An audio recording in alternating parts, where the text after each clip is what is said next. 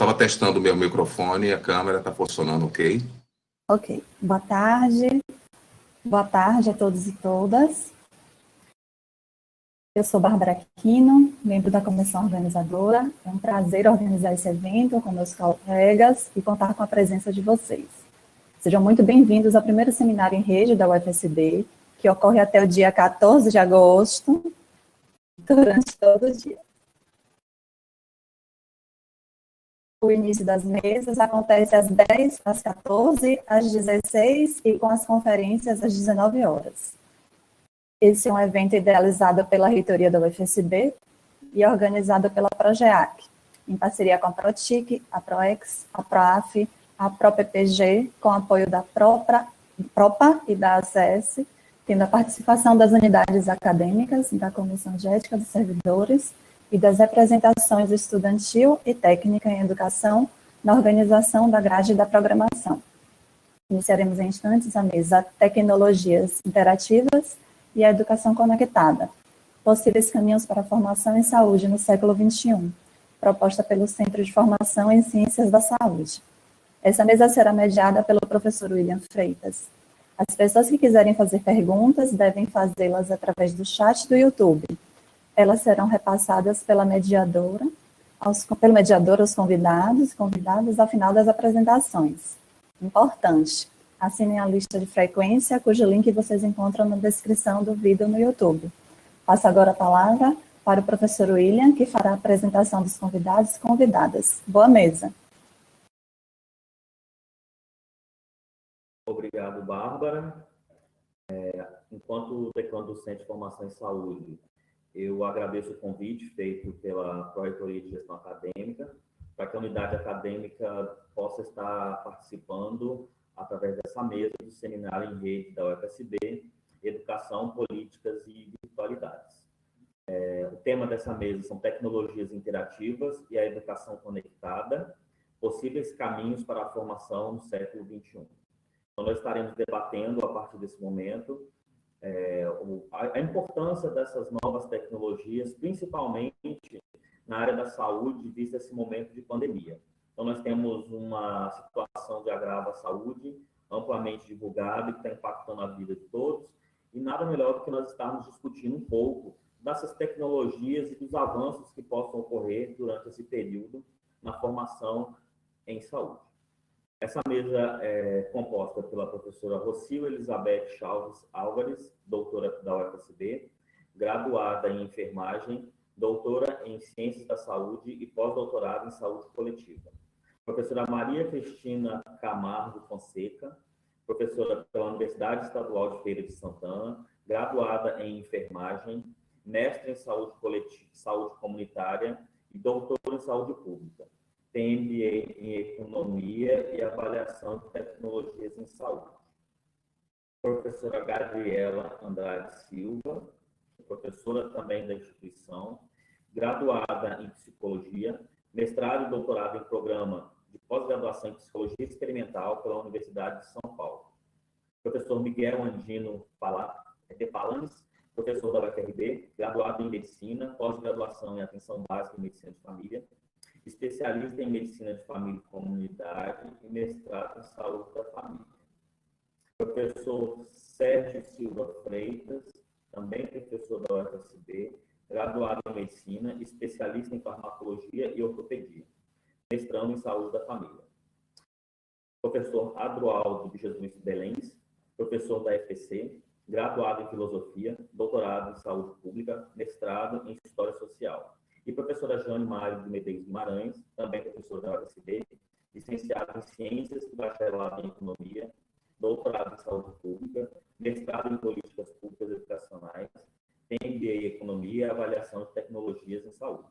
Então, como dito, estaremos nessa tarde discutindo possíveis mudanças na formação em saúde, decorrentes da ampliação do uso de tecnologias interativas no cuidado, prevenção e promoção da saúde no âmbito do Sistema Único de Saúde.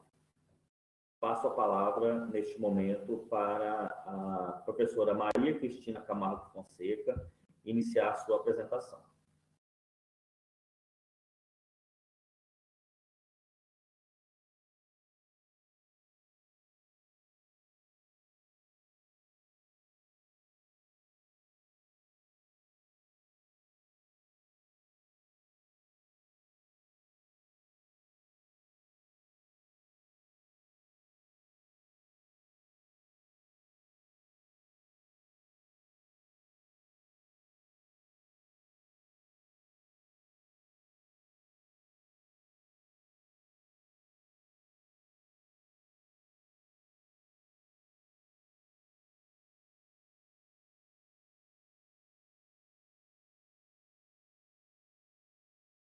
Professora Maria Cristina, não te ouvimos.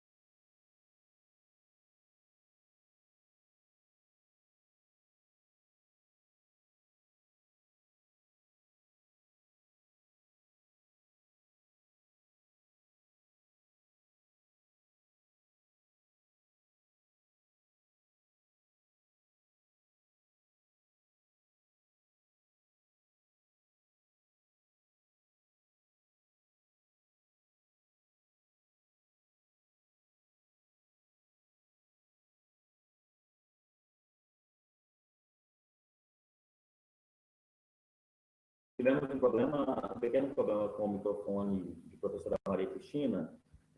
Vamos iniciar, então, com a professora Rossi. A professora Rossi está com a palavra.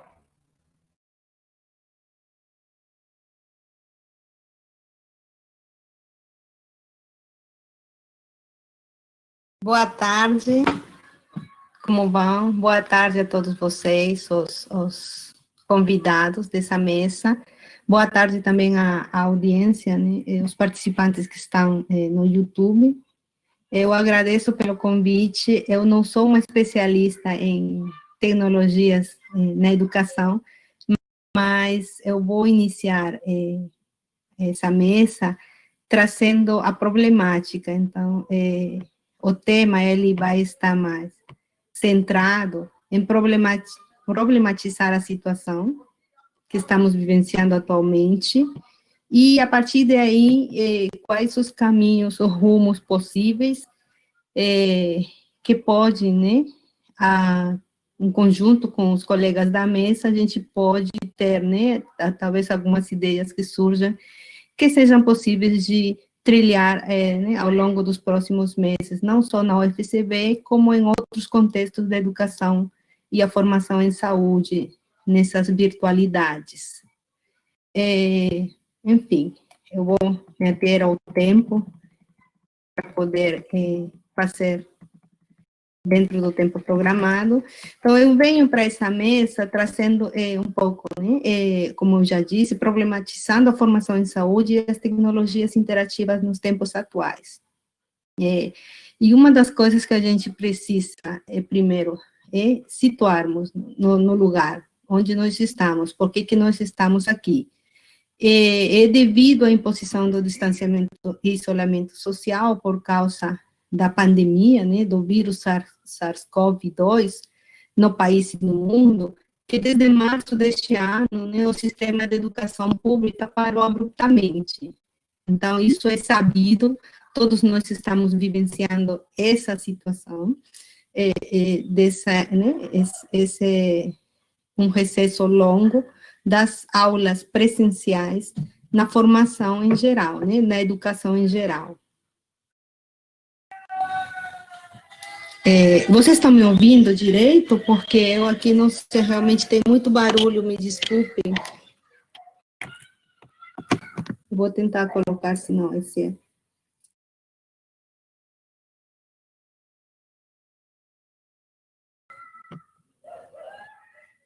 Certo.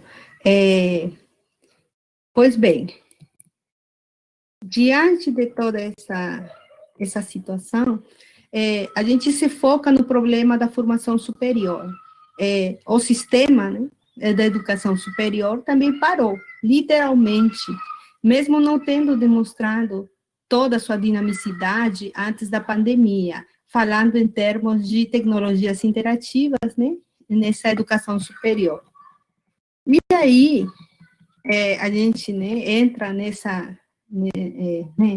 nesse contexto todo, problematizando e questionando um pouco esse avanço acelerado das tecnologias e da interconectividade nas últimas décadas. A gente reconhece que nós temos e tivemos, né, nas últimas décadas, um crescimento acelerado, né, aumento acelerado das tecnologias e interconectividade no mundo inteiro. O Brasil não podia estar fora desse avanço, né? Se reconhece que essas tecnologias interativas também, ao mesmo tempo, não alcançam a todos por igual, ainda no nosso século XXI, que é um século revolucionário, né, em termos de tecnologias.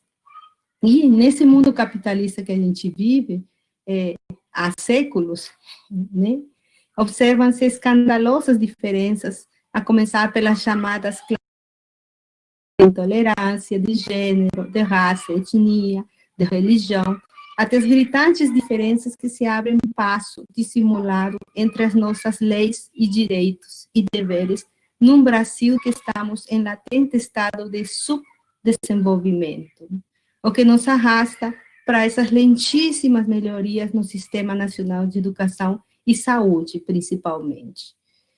Então, com a pandemia,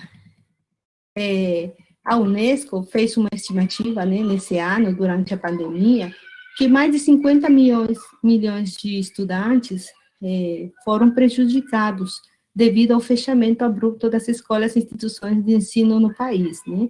Esse é um relatório da Unesco deste ano, né? E estamos falando do Brasil.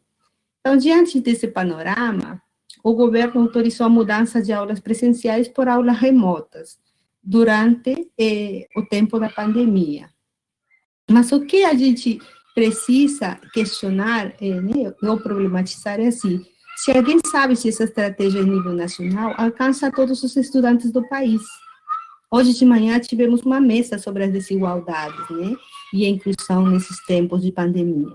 Então, a gente precisa se questionar isso, né, ou se vemos mais uma vez como as gritantes disputas e diferenças, né, que antes já elenquei aqui, se acentuam mais ainda no meio dessa situação grave de crise de saúde pública e social que estamos enfrentando, né? Quem tem acesso a essas tecnologias e a essas ferramentas, né, a essa conectividade? Quem pode aderir a toda essa tecnologia de forma tranquila, no conforto do seu lar, né, nessas aulas remotas? Então, são questões que eu trago, né, para a gente poder desenvolver o tema junto com a mesa. Emergem, então, nesse contexto, né, as diferenças entre classes sociais, entre gêneros, entre raças, e os direitos das pessoas que estão notoriamente negligenciados para uma parcela não tão pequena da população brasileira. Se nós sabemos que apenas menos de 30% da população se encontra na linha ascendente ao topo da pirâmide populacional, os que estão em melhores condições, digamos assim, e sabemos também que a maioria de pessoas e famílias no Brasil pertencem às camadas sociais mais baixas, mais pobres, mais vulneráveis, e com maiores carências sociais, políticas, econômicas, e em todos os âmbitos do desenvolvimento humano. Diga-se, moradia, patrimônio, trabalho, renda, lazer, conforto, tecnologias e interconectividade também entram nesse bolo, né? E serviços básicos, né? E por aí vai.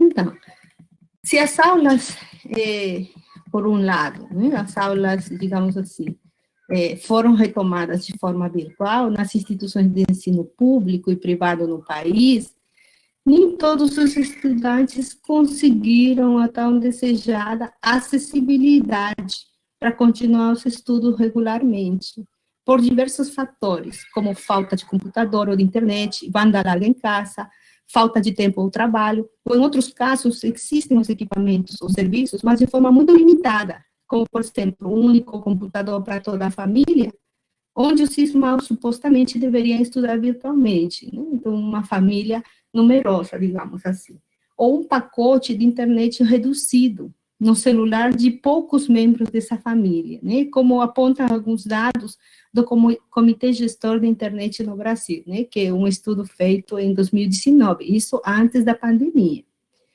Então, se já existia uma evidente desigualdade tecnológica e de conectividade antes da pandemia, e somente isso agora veio se agravar. Então, é um quadro que somente, como disseram hoje na mesa de manhã, veio escancarar na nossa frente uma situação real muito delicada, um quadro que com essas medidas de distanciamento social e suspensão das aulas presenciais só veio a piorar, né? O que antes, pelo menos, chegava para uma grande parcela da população estudantil em condições não tão ótimas, agora, digamos, mal consegue chegar sequer para um 40% dessa mesma população em iguais condições ou melhores condições do que antes, né, antes da pandemia, né? Falando nesse contexto da pandemia do antes e agora, né, e o depois, o que será. Então, é nesse contexto retratado que a educação conectada por meio de tecnologias interativas ganha destaque, mas como um paliativo emergencial diante da impossibilidade de atividades presenciais de ensino-aprendizagem. Então, com que estratégias e metodologias devemos lidar nesse novo cenário que estamos vivenciando no Brasil, né? E na nossa região também, né? Claro está, né? Para que essa atitude que é emergencial, adotada, né, de forma emergencial, seja de fato uma educação, digamos assim, metapresencial à distância, com todo o rigor e o uso dinâmico de metodologias ativas de aprendizagem. Se sabemos que existe inúmeros recursos hoje em dia em que a tecnologia tem dado passos gigantescos para a melhoria do ensino-aprendizagem, mas, ao mesmo tempo, lidamos com as mesmas mazelas de natureza social, econômica e política, que não nos permite uma igualdade de condições para que os nossos estudantes possam aproveitar todos esses recursos tecnológicos com tranquilidade, conforto e segurança. Sem ir muito longe, né, já no âmbito da UFCB, como muitas outras instituições de ensino superior público no país, apesar de termos parte dessa tecnologia toda ao nosso alcance, também temos as mesmas dificuldades que até o momento estamos problematizando. Sabe-se, por exemplo, que foram realizadas pesquisas e enquetes virtuais na comunidade universitária ou UFCBiana com os discentes, e sabe-se também que menos de 50% desses discentes deram um tipo de resposta a essas enquetes ou pesquisas desenvolvidas de forma, de novo, virtual ou por e-mail, né? Para esse retorno às aulas de forma metapresencial nessa instituição, por exemplo. Outra das ações que eu posso dar fé, né, que temos desenvolvido, é realizar também pesquisas através da coordenação dos cursos. Por exemplo, o curso de bacharelado interdisciplinar em saúde, ele realizou uma pesquisa em todo o mês de julho, entre junho e julho, com os estudantes para ver as dificuldades dele no retorno às aulas. A minha grande surpresa foi que apenas o 40% desses estudantes do BI Saúde responderam à pesquisa. Então, eu não sei a real situação desse outro 60% da população estudantil que é do BI Saúde, por exemplo, né? Outra das ações de enfrentamento que tem se dado aqui na instituição, por exemplo, é a abertura digital, também, né, convocado através da internet, por e-mail, né, para suporte tecnológico e de equipamento desses estudantes que apresentam esse tipo de carências em relação às tecnologias, né, mas falta saber se, pelo menos, atingiu uma grande, né, parcela da população estudantil da UFCB. Quantos estudantes são? 100, 200, 300, 400, 500, 1.000, 1.500, 2.500, então por aí vai, né? Vamos saber daqui a pouco quantos se inscreveram realmente e quantos estão com essas necessidades, essas carências, né? E esperamos que tenha chegado, pelo menos, a um grande número dessa população estudantil que realmente necessita desse apoio institucional. Então, depois dessa problematização, deixo alguns questionamentos para que a instituição, os docentes, a comunidade em geral, pensem na inserção das tecnologias interativas para que ilumine um caminho possível na formação em saúde e na formação na educação em geral, né, na educação universitária, né, mas sem desvincular essa problemática dos reais problemas que enfrentam muitos estudantes na nossa região. A gente precisa lembrar onde nós estamos inseridos. inseridos, em que território, né? E que, ao mesmo tempo que eles têm que conviver, né, esses estudantes, com esse problema da educação tecnológica, eles devem enfrentar também a pandemia, que toca às suas portas, entra em suas casas, né? Sem necessidade, às vezes, do vírus afetar seu corpo de forma direta, mas sem afetar a organização de suas vidas, sua renda familiar, a readaptação a novas formas de sobreviver num meio adverso para esse grupo, né, um grande grupo de estudantes e suas famílias nessa região onde nos encontramos, né? E eu trago aqui uma lembrança que a gente precisa, digamos assim, uma questão que a gente precisa lembrar o tempo todo. Quando a gente estuda na área da saúde, um dos estudos básicos que a gente tem, fundamental, é o estudo sobre o SUS, ou a política do SUS. E no SUS, uma tríade tem ecoado desde sempre, desde sua criação como política social de saúde pública, o denominado os princípios da equidade, a integralidade e a universalidade no SUS. E eu almejo realmente que esses mesmos princípios tão estudados na formação em saúde sejam colocados em prática quando dos planejamentos e as ações para a educação conectada por tecnologias interativas no século XXI. Então, realmente, isso é um disparador que a gente precisa começar a fazer uma crítica, uma reflexão, para poder ver onde que a gente vai caminhar, quais seriam os rumos. E alguns aspectos que eu trago agora para considerar para essa educação tecnológica interativa, logicamente eu não sou especialista, mas a gente tem que reconhecer que precisamos sim de especialistas na área. Por exemplo, no uso intensivo de tecnologias de informação e comunicação, nenhum docente, nenhum de nós aqui, e mais ainda os que não somos da área específica, aprende, digamos assim, de forma imediata, esse uso intenso, digamos, de tecnologias de informação e comunicação. Se aprende com a prática, com a vivência e com o treinamento. Outra questão a considerar são os ambientes virtuais de aprendizagem, e aqui na UFCV nós temos, por exemplo, o Moodle. Então, é um ambiente, uma aba que poderia ser muito bem utilizada. A interação com o conteúdo digital é outro dos aspectos a considerar, por exemplo, né? Vídeo, áudio, wiki, testes, discussões, fóruns, material didático, tudo isso proporcionado de alguma forma metapresencial. O tempo para planejamento de componentes curriculares ou de disciplinas online, com equipe multidisciplinar atuando de forma contínua na plataforma digital, também é muito importante. Então, tanto da parte tecnológica, como da parte das disciplinas especificamente, né? Os profissionais que lecionam essas disciplinas, né? O treinamento específico para docentes e discentes no uso dessas ferramentas deve se destacar, é muito importante. Sem esse treinamento, muitos professores se sentem com pouca capacidade, digamos assim, de poder arriscar a poder dar continuidade em aulas metapresenciais, por exemplo, né?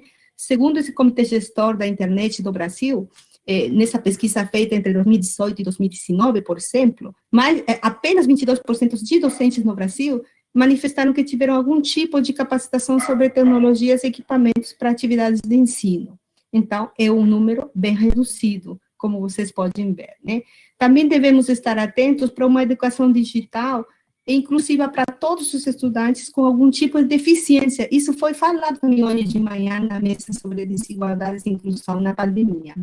Então, é muito importante que esses estudantes, de alguma forma, também eles estejam, né, dentro de toda essa retomada das aulas, de uma forma que eles se sintam à vontade, confortáveis para poder dar continuidade. E para isso precisam de algum suporte.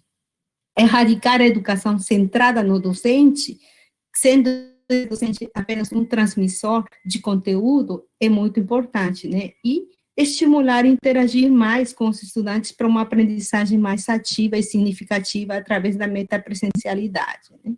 E, por fim, apostar em projetos colaborativos, como equipes ativas de aprendizagem entre os estudantes, né? Então, isso é muito importante, aprendizagem baseada em problemas, equipes ativas de aprendizagem, aulas meramente expositivas, mesmo que elas sejam gravadas em vídeo, né, que sejam vídeos gravados, são um pouco estimulantes para exercitar a criatividade do aluno, né, e mais ainda no ensino digital, isso já se complica, né. Então, a educação conectada deve ser democratizada, descartando essa produção em massa, essa visão mercadológica e corporativista que muitas vezes a gente encontra ou vê muito nas universidades e instituições privadas, né? Quanto mais cursos à distância tem, menos é o preço ou o valor dos cursos e muito mais gente eles captam para poder fazer esses tipos de educação à distância. Então, isso não é uma, digamos assim, uma saída para essa pandemia, né? Investir na criação de políticas públicas, regulamentação, avaliação do ensino tecnológico e digital deve ser também uma prioridade para acompanhar a educação à distância no século XXI, né? Então, essas são algumas ideias iniciais que eu gostaria, inclusive, colocar para os demais membros da mesa, para começarmos depois, né, esse debate. Muito obrigada.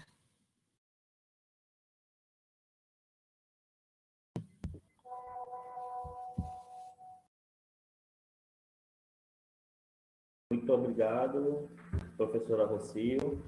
Trouxe à tona pontos importantes para nós iniciarmos esse debate, principalmente com relação ao acesso dos discentes às tecnologias de informação. Então, sem acesso por parte dos discentes a tecnologias apropriadas e também a professores capacitados, fica difícil pensar numa proposta e em estratégias que permitam a construção do conhecimento utilizando tecnologias remotas. Dando sequência agora, vou estar passando a palavra para a professora Gabriela. Para a professora Gabriela Andrade Silva, que vai estar dando continuidade.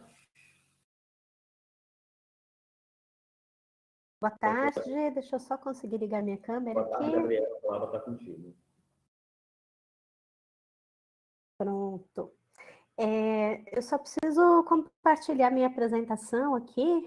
Eu tenho habilitação para compartilhar ou eu preciso encaminhar para a Bárbara? Como é que está funcionando?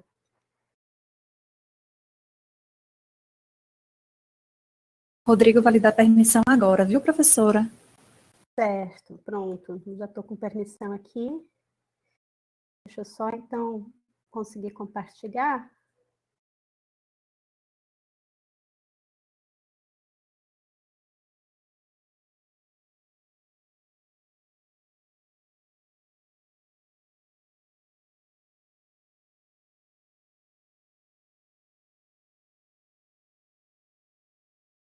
Oi, aqui? Vocês enxergam?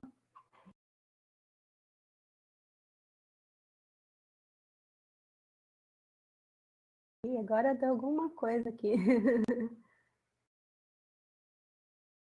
Alô? Vocês estão me ouvindo? Estou ouvindo, eu ouço. Estou ouvindo também, professora. Tentando voltar aqui para o webconf, mas agora travou na tela aqui de colocar a apresentação, aparentemente. Ah, ele está carregando. Pronto, ok. Aguarda um pouquinho.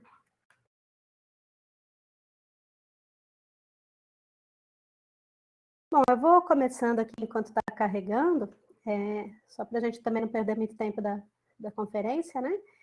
Mas, então, primeiro, boa tarde, pessoal. Eu queria agradecer a organização do evento, professora Jane, professor William, né, e demais pessoas que estão organizando esse evento pelo convite.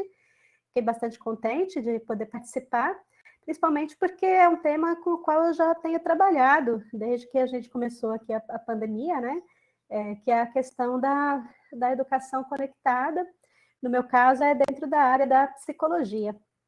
Então, já tem um tempinho que a gente começou o plantão psicológico online, e é uma modalidade de atendimento psicológico em que a gente está atendendo as pessoas na pandemia, mas mediado por tecnologias de informação e comunicação. Então, o plantão psicológico online, na verdade, partiu do plantão psicológico presencial, que era um serviço que a gente estava prestando aqui no campus Paulo Freire, em que a população nos procurava e a gente ficava junto com os estagiários uma vez por semana, nas salinhas ali de tutoria, aguardando para poder fazer o atendimento, né?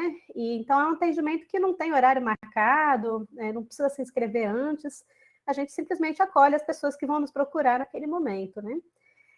Mas aí, depois de mais ou menos um mês que a gente começou com esse serviço, que estava tendo uma boa procura, estava funcionando bem, a gente teve a interrupção por conta da pandemia. Nesse momento, a gente estava, então, já com cerca de 14 estagiários trabalhando conosco, e a nossa preocupação foi, então, o que a gente ia fazer, se a gente ia parar esse serviço, ou se a gente ia poder continuar, mas a princípio parecia que a pandemia ia terminar, né, que a gente ia conseguir voltar em breve da quarentena, então a gente acabou decidindo dar uma paradinha por um tempo, só que a gente foi vendo que não estava dando para voltar, né? E, ao mesmo tempo, as demandas de saúde mental foram se ampliando muito, as pessoas nos procurando, perguntando se havia alguma alternativa, se a UFSB poderia oferecer alguma coisa naquele momento de pandemia. E aí, o que a gente acabou decidindo fazer foi retornar com o serviço num formato online. E isso também só foi possibilitado por conta de uma alteração numa resolução do Conselho Federal de Psicologia. E que aí era legal se eu carregasse aqui o arquivo, que eu poderia mostrar melhor para vocês as resoluções, mas basicamente é o seguinte, na psicologia, a gente tem resoluções permitindo a prestação de serviços psicológicos em modalidade online desde o ano 2000, foi a primeira resolução que surgiu. Porém, a gente foi tendo algumas alterações aí de percurso, né? Então, no ano 2000, foi permitido que a gente prestasse esse tipo de atendimento, porém, era preciso fazer um cadastro no site do Conselho Federal de Psicologia e aguardar essa aprovação. Esse cadastro não era do psicólogo, era do site que ele estava usando, então era preciso que o psicólogo mandasse desenvolver um site que tinha que ter uma série de medidas de segurança, e a partir, então, desse site que era possível realizar esse atendimento, né? E aí começaram a se inscrever diversos psicólogos, então, no primeiro ano em que isso foi aberto, que na verdade foi o ano de 2004, não teve nenhuma inscrição, no ano de 2005, se eu não me engano, já eram 8, e isso foi se ampliando, né, o número de novas inscrições, até que lá para o ano de 2017, que foi o último ano em que isso funcionava dessa maneira, já se tinha cerca de 500 novas inscrições. Novas, quer dizer, fora as que já existiam, né? No total, eu acho que chegou a ter mais de 2.000 sites de psicologia já trabalhando nessa modalidade. Ou seja, não é uma coisa nova na psicologia o atendimento remoto. Porém, é uma coisa nova na formação, certo? Então, o que aconteceu? Durante todo esse tempo, a gente tinha psicólogos que estavam atuando nessa modalidade remota, mas a gente não tinha como formar estudantes para isso. Essas resoluções do Conselho Federal de Psicologia foram mudando também. Então, em 2004, né, em 2005 e tudo, as resoluções diziam assim, que esse atendimento psicológico podia ser prestado em modalidade experimental, sem cobrar honorários, ou seja, era só para fins de pesquisa naquele momento, né? Isso foi mudar em 2012, quando veio uma regulamentação do Conselho dizendo que era possível agora oferecer orientação psicológica limitada a 20 atendimentos síncronos ou assíncronos, né? Então poderia ser também por e-mail, chat, etc. Ou então clientes em trânsito, ou seja, aqueles que estão viajando, né, e que por algum motivo, então, estão em trânsito e a gente poderia atender, né, e aí começou a ter mais inscrições, então, de sites nesse momento, né. Foi só em 2017 que o CFP parou de exigir um site próprio para isso, principalmente porque começaram a surgir outras plataformas, como, por exemplo, a do Google, tinha o Google Hangouts, a do Skype, né, que permitiam essa troca de mensagens, de áudio, etc., com uma qualidade melhor do que geralmente era possível desenvolver nos sites, e até mesmo a segurança talvez fosse melhor, né, muito provavelmente. Então, em 2018, surgiu uma resolução dizendo que agora não era mais preciso cadastrar o site, era preciso cadastrar o psicólogo, e esse psicólogo, então, fazendo esse cadastro, iria dizer que tipo de recurso ele iria usar, né? E esse cadastro, então, passa por uma aprovação do Conselho Federal de Psicologia. Então, a gente tem que se inscrever, aguardar essa aprovação, e depois a gente pode começar os atendimentos, né? Bom, então, em 2018, a gente teve um grande boom, assim, né, de psicólogos se inscrevendo. Então, a gente passou a ter 1.000 e poucos psicólogos em 2018 inscritos. Depois, em 2019, já passou para cerca de 18 mil. E, por fim, em 2020, a gente ainda está na metade do ano, mas a gente já tem quase 60 mil psicólogos inscritos nessa modalidade de atendimento, tá? E isso, claro, foi muito ampliado por conta da pandemia. Então, quando surgiu a pandemia de Covid-19, foi necessário, então, que os psicólogos se adaptassem a essa situação do atendimento virtual, né? E aí, como é que fica, então, a formação nesse cenário? Então, a nossa pergunta começou a ser muito essa, né? A gente tinha parado os estágios por conta da pandemia, e a gente acabou começando os atendimentos remotos, e a princípio decidimos não começar com os estudantes estando no comando, vamos dizer assim, do atendimento, né? Porque a gente achou que era muito prematuro, era uma coisa que a gente mesmo estava aprendendo. Foi só em 2020, tá, que surgiu uma resolução permitindo atendimentos emergenciais nessa modalidade. Então, até 2018, era preciso, até 2018, até esse ano, era possível fazer atendimentos, assim, por exemplo, de psicoterapia, uma coisa agendada, uma coisa que não fosse uma emergencial, né? Então, em situações de emergência, urgência, desastres, em situações de violência, né, violação de direitos, isso não era possível. Então, o plantão também não era possível, porque o plantão é um atendimento emergencial, né? E aí foi em março desse ano, de 2020, com a pandemia, que caiu essa vedação e que a gente pôde, pela primeira vez, criar o plantão nessa modalidade. Então, até para a gente que é professor, isso era tudo muito novo. Então, a gente decidiu começar com nós mesmos fazendo os atendimentos e os estudantes nos acompanhando, mas como ouvintes, certo? E anotando, então, tudo o que acontecia para a gente discutir depois, participando também da elaboração de prontuários e da elaboração de diários de campo, que nos ajudam, então, tanto a pensar o atendimento, como está se dando, quanto também a fazer pesquisa, porque se é uma coisa tão nova assim, a gente decidiu que gostaria de usar esse material também para pesquisa, para a gente entender o que estava acontecendo, tanto na pandemia, quanto na transformação desse atendimento para uma modalidade digital. A princípio, as coisas estavam fluindo muito bem, e é uma ideia que a gente achou maravilhosa, porque, veja, a gente estava conseguindo juntar ensino por meio dos estágios, pesquisa e extensão, porque a gente está oferecendo um serviço para a universidade, então a gente conseguiu articular as 3 funções principais da universidade, principalmente da universidade pública, em um único projeto, que estava funcionando, e está funcionando, na verdade, muito bem. Mas a gente começou depois a ter uma série de entraves em termos legais para fazer isso funcionar. E aí é isso que eu gostaria de discutir aqui hoje, né? Então, a primeira questão que surgiu, que foi um entrave para a gente, foi o seguinte, existe uma portaria, acho que a maioria aqui conhece, do MEC, que é a portaria 544 de 2020, que está permitindo, nesse momento, que a gente faça uma substituição das atividades presenciais pelas atividades remotas, certo? Porém, ela prevê o seguinte, que no caso de práticas e de estágios, a gente precisa seguir as DCN. As DCN da psicologia são de 2011, e elas dizem uma série de coisas, né? Mas não falam exatamente como tem que ser esses estágios, se eles são presenciais, se eles são online, né?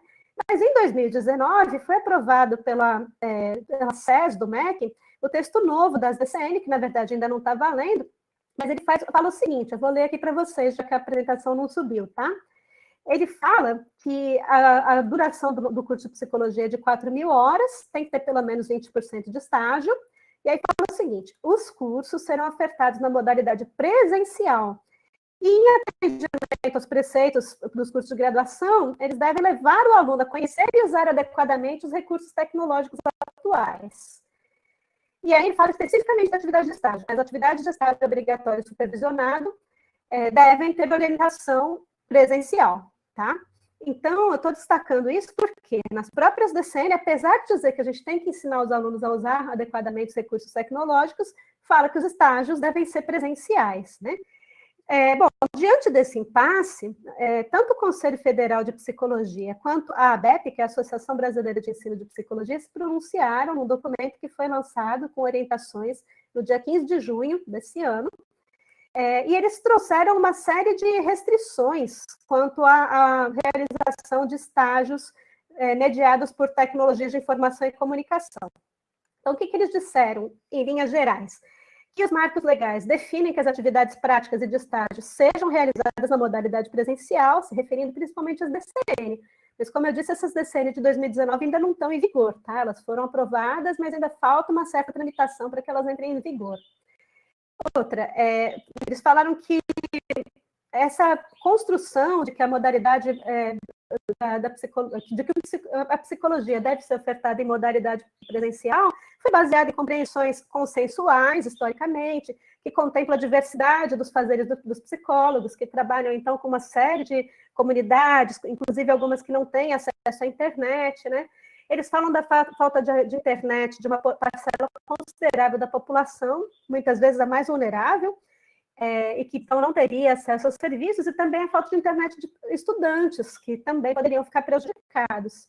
E além da internet, seria a questão do letramento digital, tanto de docentes quanto de discentes, que poderia implicar, então, em perda da qualidade do curso e da qualidade do trabalho do profissional também, docente, né?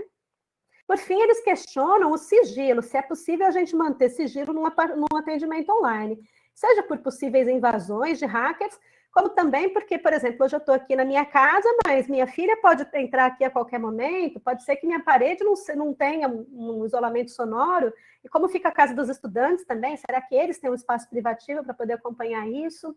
Então, por conta disso, tanto a ABEP quanto o Conselho Federal de Psicologia orientam a não fazer os estágios nessa modalidade. E aqui eu quero apresentar, então, um contraponto, né, que eu venho pensando junto com a equipe, o professor Caio Rudá também, que está nos estágios comigo, que está no plantão psicológico, a gente tem, então, um contraponto para apresentar essa questão, então, que está sendo colocada pela ABEP e pelo CFP. Que como eu expliquei no começo dessa apresentação, as práticas profissionais já estão autorizadas, usando as tecnologias de comunicação e informação, certo? Então, as práticas profissionais mediadas por TICs já estão autorizadas desde o ano 2000, primeiro em caráter experimental, mas desde o ano de 2018, pelo menos, né? Isso se a gente não for considerar antes, 2012, já estão autorizadas também como prestação de serviços, inclusive com honorários. Então, a gente se pergunta como é que a gente não pode, então, treinar os nossos estudantes para fazer uma prática que está já consolidada, que está autorizada para a nossa profissão, né?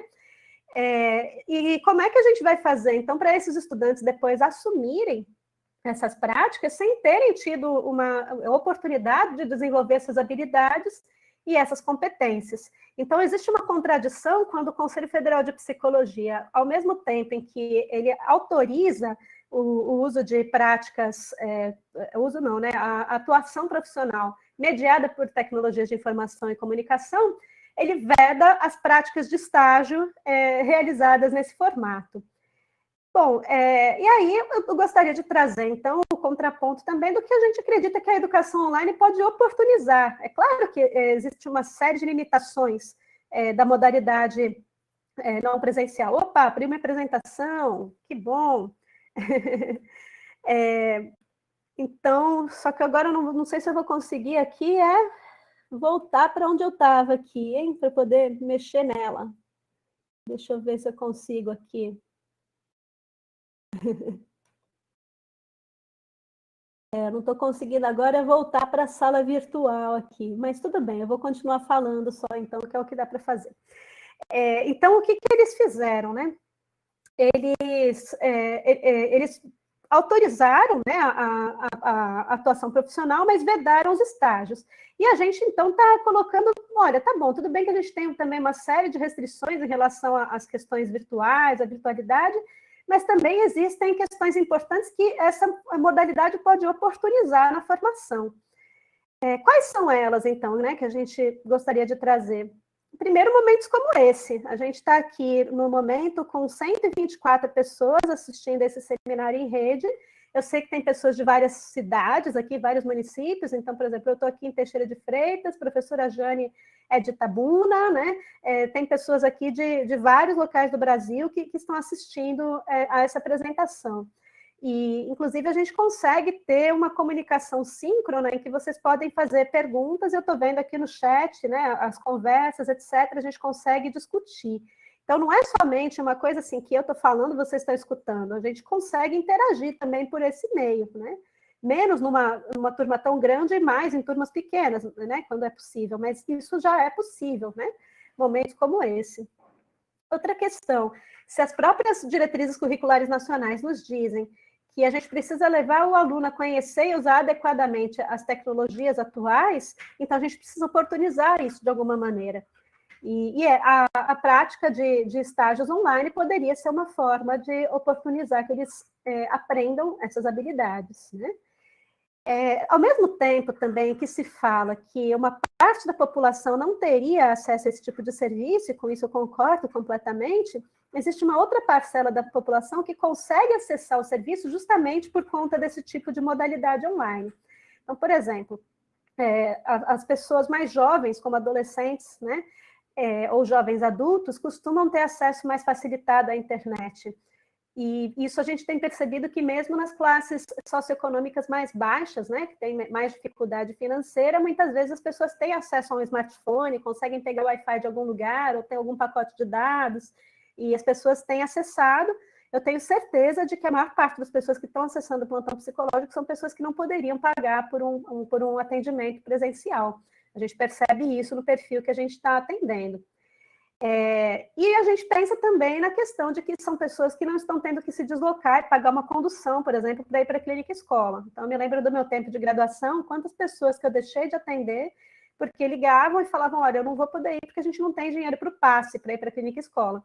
E, nesse caso, as pessoas estão sendo atendidas de dentro das suas casas, né? Pessoas também com redução de mobilidade, cadeirantes, pessoas idosas, também têm essa oportunidade de ser atendidas por esse formato. Então, não é um formato simplesmente elitista e excludente. Eu acho que é um preconceito pensar dessa maneira nesse momento. A gente precisa conversar com as comunidades para saber quais conseguem ser atendidas nesse formato e quais não conseguem. Algumas vão ter mais facilidade, outras vão ter mais dificuldade com esse acesso, mas a gente acaba oportunizando esse contato, né? Outra coisa que foi assim, muito interessante nesse projeto é que a gente, aos poucos, foi fazendo parcerias com outros serviços de plantão de outras universidades. Então, a gente já começou o projeto numa parceria com a UFABC e o IFSP, a Universidade Federal do ABC, lá em Santo André, e o Instituto Federal de São Paulo em Registro, com colegas que entraram, então, com a gente no plantão. E depois, a gente acabou fazendo uma grande parceria com a UFBA. A UFBA estava com um plantão, com um plantão grande, coordenado aí por 4 colegas docentes, e o plantão está sendo executado por estudantes de mestrado, principalmente, e outros de especialização de uma outra universidade particular, privada, mas também em parceria com a UFBA. E a gente acabou levando a parceria a um ponto em que os plantões se juntaram. Então, na verdade, agora as inscrições são em um link só, a gente centraliza as inscrições e distribui para os plantonistas, por ordem de chegada e também por questão de adequação de horários de um e de outro, mas virou um plantão só. O que também dá uma vantagem, porque se até hoje estudantes de psicologia nunca puderam ser atendidos na própria clínica escola, porque, em geral, as pessoas que estão atendendo os conhecem, nesse caso, a gente consegue encaminhar pessoas que a gente conhece para o pessoal da UFBA e vice-versa, oportunizando, então, essa possibilidade de atendimento dos próprios estudantes, né? Eu fico pensando que muitas instituições têm entrado em contato com a gente, perguntando se seria possível uma parceria também com esse plantão que a gente está fazendo, então o plantão tem crescido cada vez mais. A próxima instituição parceira provavelmente será a UESC, a gente já está arrumando isso, né, para a UESC poder entrar, mas a gente já recebeu contato, por exemplo, de lá de Fortaleza também, perguntando como é que faria isso e tal. Então, a gente percebe que, no fundo, a gente está criando um plantãozão agora, né? Que está juntando muitas universidades, e estamos, inclusive, agora buscando esses contatos, não só para juntar necessariamente, mas para trocar essas ideias. E isso não era possível até algum tempo atrás, né? Da mesma maneira que a gente tem plantões trabalhando juntos, eu fico pensando que, no caso dos CCs teóricos, principalmente, de psicologia, seria muito interessante se os nossos estudantes aqui da UFSB pudessem participar de componentes curriculares lá da USP, de componentes curriculares da Unifesp, de componentes curriculares da UFBA de Salvador, da UFBA de Vitória da Conquista. E se a gente oportunizar realmente a educação conectada em rede, isso passa a ser possível sem que as pessoas tenham que se deslocar dos seus territórios. E aí a gente também pode pensar nisso para a própria UFSB. Fica aqui a sugestão para a Progeac, de que no próximo quadrimestre, estudantes de Itabuna possam se inscrever nos CCs optativos de psicologia, de que estudantes de Teixeira de Freitas possam se inscrever nos optativos lá de Itabuna, né, em CCs livres, optativos, porque agora isso é possível, pelo menos nesse momento de pandemia, isso está sendo possível, né? Então, a gente vê que existem muitas oportunidades que a gente tem com esse tipo de serviço remoto de educação, né, e que não eram possíveis na situação presencial. No caso específico da psicologia, os estudantes têm muito o que aprender sobre o que é fazer um atendimento online. Porque, primeiro, é preciso aprender a trabalhar no que a gente chama de um setting diferente. O que é um setting? É o contexto em que a gente está atendendo, em que a gente está atuando. Então, uma coisa é eu atuar dentro de uma clínica escola, no consultório fechadinho, e outra coisa é eu atuar aqui na minha casa. Então, vocês estão vendo uma parte da minha casa, certo? Vocês estão vendo os meus livros aqui atrás, estão vendo que eu provavelmente estou aqui no escritório, talvez estejam vendo que meu marido está trabalhando aqui do lado, né? Que tem uma cadeira aqui. Os clientes também vão ver. Claro que eu não vou atender com alguém dentro da sala, né? Porque não dá por questões éticas, mas eles também vão ver uma parte do meu espaço. E eu vou ver uma parte do espaço deles. Eles estão entrando na minha casa e eu na deles. Como é que isso implica, então, na relação terapêutica? O que é que eu infiro a partir da pessoa que está conversando comigo, a partir da primeira imagem que eu vejo do lugar onde ela está? Outra questão, como é que eu faço nos casos em que eu perco a conexão? Eu estava aqui conversando e, de repente, a internet travou bem naquele momento que a pessoa ia me contar algo crucial para o atendimento. Como é que eu faço se cair energia elétrica? Como é que eu manejo essa situação? Como é que eu faço um encaminhamento se eu estou atendendo alguém que é de Fortaleza, se eu não conheço a rede de lá? Então, são muitas as novas questões que se colocam por conta do setting, que são tanto éticas quanto técnicas, e que a gente passa a ter que lidar. Como é que eu faço prontuário online mantendo o sigilo? Então, são questões éticas e técnicas que a gente tem que lidar o tempo todo e ensinar aos nossos estudantes. Outra questão é que a gente pode permitir a participação do estagiário ou do supervisor como ouvinte, com uma menor perturbação da dinâmica da clínica, porque a pessoa pode até deixar a câmera fechada, com o cliente sabendo que ela está lá, claro, mas a gente fecha a câmera e está lá participando, né? E a gente pode oportunizar práticas em ambientes profissionais onde o trabalho remoto já é mais comum, como, por exemplo, a psicologia organizacional e do trabalho. E podemos ampliar também os campos de trabalho possíveis. A partir do momento em que a pessoa se forma, ela não necessariamente vai conseguir atuar numa política pública, embora seja o que a gente mais deseja, né, enquanto compromisso social da profissão. Mas ela pode ser que queira atender de formato online, e existe todo um público que tem buscado esse tipo de atendimento.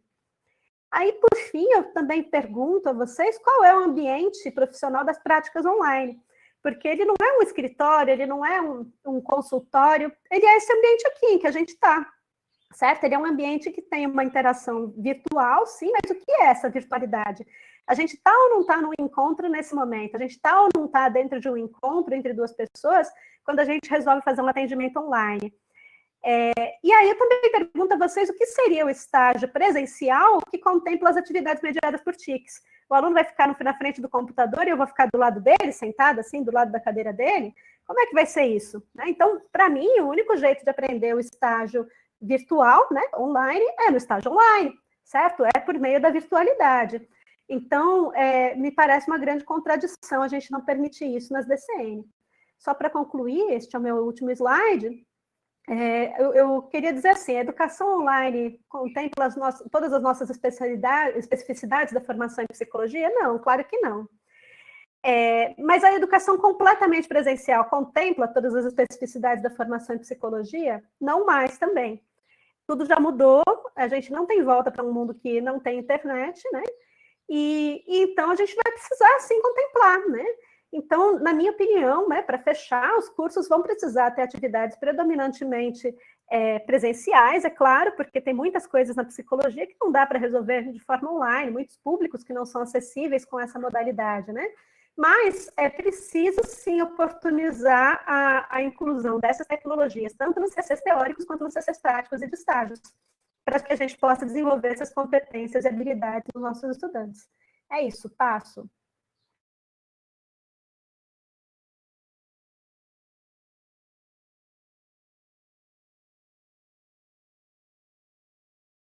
Muito obrigado, Gabriela.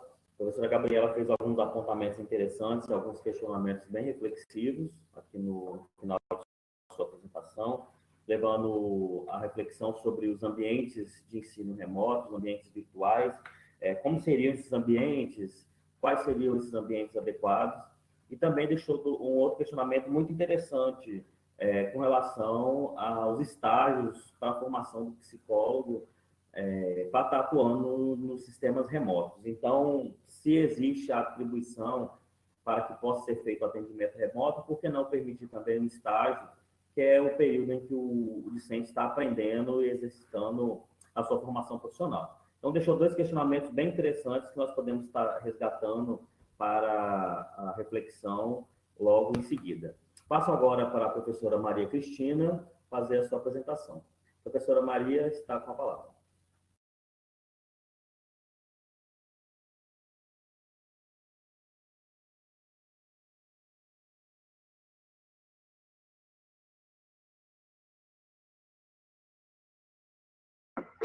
Não estamos lhe ouvindo, Cris.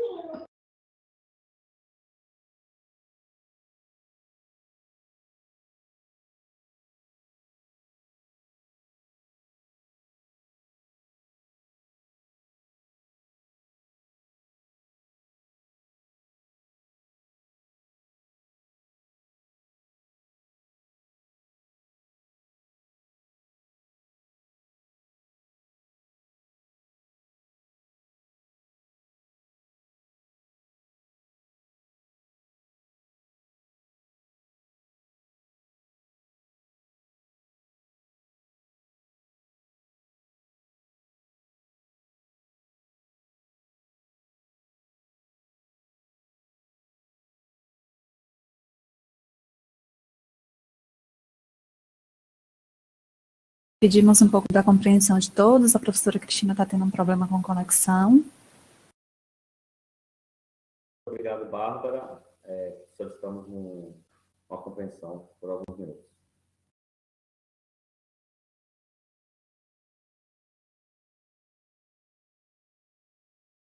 A professora Maria Cristina está com um pequeno problema na sua conexão. Estaremos passando agora para o professor Miguel Andino, para que ele possa iniciar a sua apresentação, enquanto a professora Maria Cristina regulariza a sua conexão.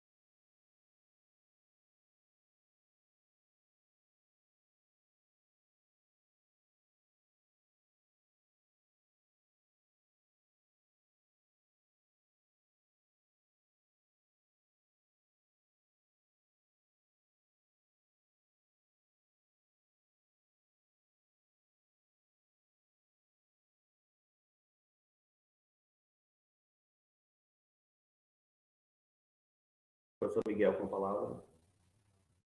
Minha apresentação, vou retirar a apresentação aí na...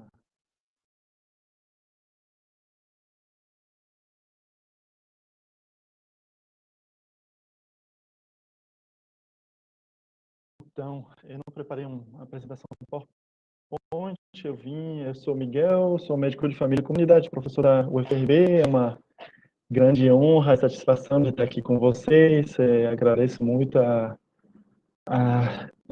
o convite da professora Jane, do professor William.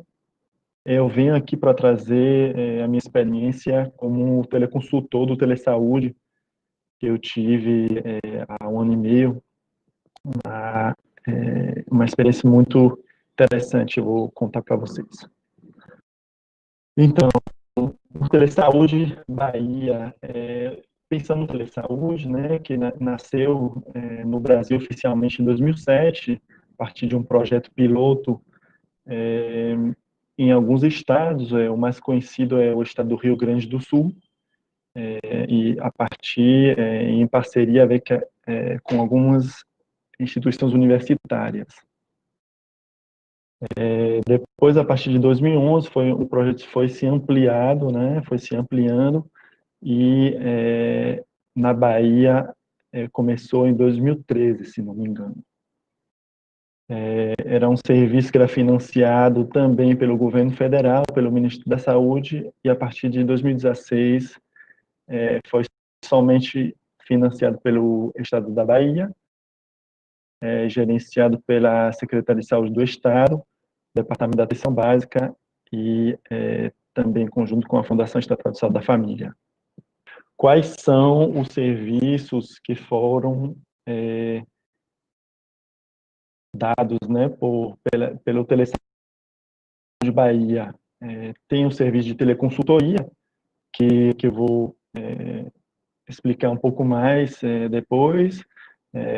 Tem a questão de telediagnóstico, né, que existe, por exemplo, com leitura de eletrocardiograma à distância por especialistas cardiologistas para dar um apoio técnico a algumas unidades de pronto atendimento, por exemplo.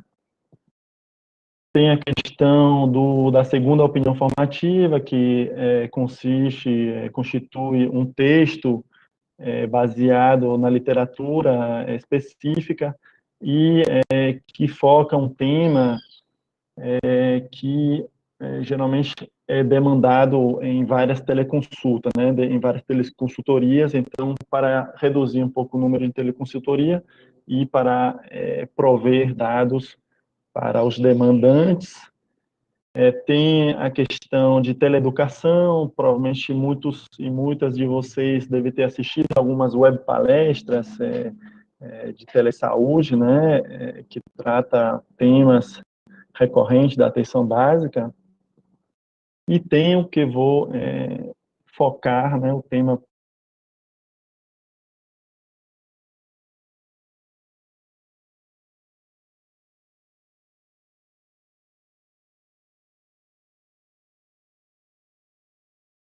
saúde, da atenção básica, por meio de telecomunicação, no caso, pelo site, né, telesaude, com 2s.ba.gov.br, né, com o fim de esclarecer dúvidas sobre procedimentos clínicos, ações de saúde, questões relativas a processo de trabalho, podendo ser de 2 tipos.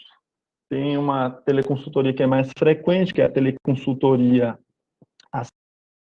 assíncrona, né, que é feito por escrito, o profissional da atenção básica que demanda, que tem uma dúvida, que tem alguma demanda, algum assunto que quer dialogar com os teleconsultores, e ele envia por escrito da maneira mais precisa possível, e o teleconsultor responde em 72 horas, tem até 72 horas para responder a essa dúvida por meio de material e referências bibliográficas, né? Essa demanda, essa dúvida é feita por qualquer profissional da atenção básica, pode ser agente comunitário, pode ser técnica, enfermeira, médica, gestora, né? e vai passar para vai chegar na telesaúde. No telesaúde vai ser regulada por alguma reguladora multiprofissional, pode ser médica, enfermeira, etc., que vai codificar a demanda, né, tem alguns códigos para poder depois fazer estatística e que vai ser encaminhada para o profissional ou a profissional adequada. E a resposta, né, construída por uma equipe multiprofissional, por enfermeira, odontóloga, fisioterapeuta, nutricionista, assistente social, médica, dentre outras profissões da saúde. E, como eu estava explicando, é baseado na literatura específica, colocando referências bibliográficas. Às vezes, tem cursos, por exemplo, da UNASUS, então a gente coloca no link, na resposta, tem tal curso que você pode fazer, né, para aprofundar esse tema. Tem vídeos, videoaulas, por exemplo, no YouTube, outros tipos de vídeo, outros materiais didáticos que a gente tenta disponibilizar como teleconsultor. Como eu falei, tem 72 horas para responder à demanda. Na minha experiência, tinha muitas demandas que eram relativas à gravidez, né? Como, por exemplo, os exames complementares, alguma alteração na ultrassom, alguma alteração numa sorologia, alguma infecção sexualmente transmissível na gravidez, sífilis, que é bastante frequente, infelizmente, né? Então, geralmente não, uma grande parte dos temas é voltada, né, nas minhas teleconsultorias eram voltadas para a gravidez, acredito que por motivo de grande número de consultas na atenção básica, tanto pelas enfermeiras, tanto pelas médicas, e tanto pela preocupação, né, a gente tem ainda mais preocupação quando a gente cuida de duas pessoas, de uma gravidez que está avançando, do feto, né. Outros tipos de perguntas, por exemplo, leptospirose, como funciona a sala de vacina, qual temperatura, qual material, como vai manejar uma leishmaniose, uma tuberculose, os contatos de um caso com tuberculose, um caso de zika, chikungunya, como deve se manejar a questão da área, se tem muitos casos, para quem devemos recorrer, além do manejo clínico, rastreamento, né, a prevenção, a integralidade, a partir de uma visão integral.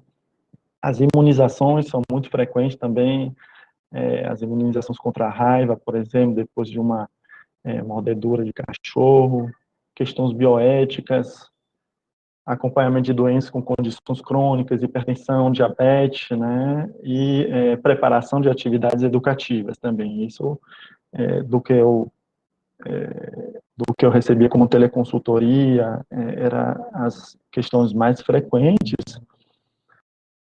Então, era um tema, né, relativo a manejo clínico, a organização do processo de trabalho, a gestão, a prevenção, a educação em saúde, habilidades de comunicação, vigilância à saúde, dentre outros. Sempre quando a gente respondia, a gente devia tentar fazer uma integração da demanda, da resposta e de alguns atributos da atenção primária à saúde que podia se atrelar à demanda. Então, integralidade, né, coordenação do cuidado, atenção de primeiro contato, longitudinalidade, né, dentro dos atributos essenciais e dos não essenciais, orientação familiar comunitária, competência cultural. Essa resposta feita pela teleconsultora é feita geralmente em casa, home office, então não tem horário, né? Então isso é bastante tem bastante flexibilidade, né? Geralmente não é um trabalho que se faz 40 horas, então pode se fazer junto com outras atividades. E tem algumas teleconsultoras que têm uma parte do serviço lá na central da CESAB. Agradeço também as colegas lá, né, que sempre me acolheram muito bem, a Juliana, a Érica, Gladys, enfim, todas as colegas que me deram umas dicas sobre as demandas que tem atualmente sobre Covid, né? Eu fiz uma pequena pesquisa ontem, demandando para as colegas que estão trabalhando lá, quais eram as demandas mais frequentes. Então, me falaram que tem uma demanda que continua, né, sobre as demandas habituais, como eu citei anteriormente, e tem muitas demandas sobre Covid, sobre modo de transmissão, imunidade, questão dos contatos, das sorologias, dos testes, da maneira de isolamento, de quarentena, manejo clínico. Então, tem muitas dúvidas, né, que surgiram, que estão surgindo ainda. Então, é um serviço muito importante, ainda mais nesse momento, né, de crise sanitária. Em relação à minha experiência própria, eu achei uma experiência muito interessante e relevante, já que trazia os casos mais complexos da atenção primária à saúde. Então, enquanto profissional, enquanto especialista em medicina de família e comunidade, me sentia muito valorizado, porque me traziam justamente questões bastante complexas que precisava estudar e que precisava também de um retorno com bibliografia, etc. Então, foi um trabalho muito enriquecedor para mim também. Me fez pensar, né, faz pensar nas limites da atenção básica, nas limites dos profissionais, nas limites do médico de família, de comunidade, até onde a gente pode acompanhar, a gente pode resolver as coisas na atenção básica, em que momento a gente precisa encaminhar o paciente, a gente não consegue mais manejá-lo e resolver, ser resolutivo na atenção básica, né, a gente tenta ter uma resolutividade de mais ou menos 90%, 80%, 90%, e a gente sabe que uns 10% não tem como resolver na atenção básica, precisa encaminhar para outro nível de atenção. E isso tem a ver, né, com a subjetividade da atuação, né, o conhecimento do profissional, a experiência, a questão psicológica, a questão da estrutura, né, tem vários fatores que influenciam no trabalho do profissional, tanto na atenção básica como no teleconsultor.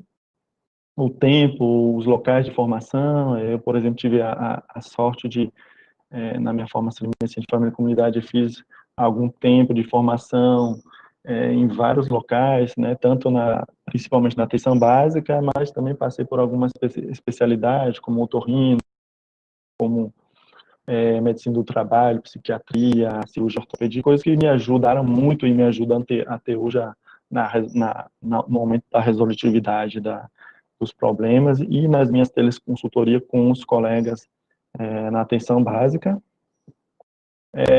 A teleconsultoria a gente tem que pensar também que é uma coisa que a gente faz no dia a dia, todo mundo faz, né? Quando surge uma dúvida em qualquer tipo de trabalho, a gente vai perguntar para o colega, a gente vai ligar para algum colega da mesma especialidade ou de outra especialidade ou de outra formação para buscar ajuda quando a gente tem uma dúvida, quer confirmar ou tem uma discussão, né, sobre um caso, uma situação, problema. Então, é uma coisa que a gente faz, mas ali a gente vai solicitar profissionais que têm tempo justamente dedicado para isso e que vão pesquisar na literatura, que vão dar uma resposta mais ampla, né, do que normalmente uma simples discussão de 5 minutos por telefone. Então, as potencialidades da teleconsultoria, como foi discutida, né, como todas as tecnologias, as teletecnologias ajuda, né, no caso de distâncias geográficas longe, né, reduz as distâncias geográficas, reduz também aumenta a velocidade da informação, né, reduz geralmente o tempo de receber uma resposta. Às vezes até dentro do mesmo hospital a gente vai ligar para outro colega que está no 10º piso para solicitar uma ajuda. Então, tudo isso já é feito em outros momentos, mas a gente pode refletir nisso aqui. É importante em casos de difíceis encaminhamentos para outros pontos da rede. A gente sabe que em Salvador, por exemplo, tem mais facilidade de encaminhar para outro colega do que em algumas regiões do interior, então ajuda, né, na resolutividade, reduz o número de encaminhamentos.